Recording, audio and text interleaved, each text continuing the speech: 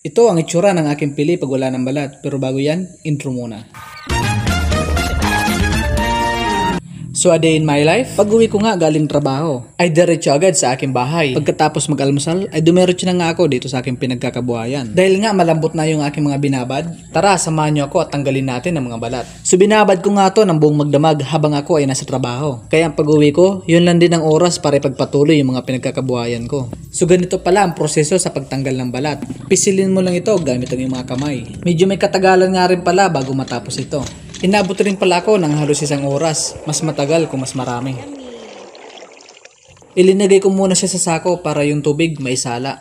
So ganito nga ang itsura ng ating pili kapag wala na siyang balat. At pagkatapos niyan, ay dadalhin na natin siya sa ating pagbibiladan. At dito kinuha ko pala yung trapal na ginamit ng mga kandidato ng mga nakaraang halalan.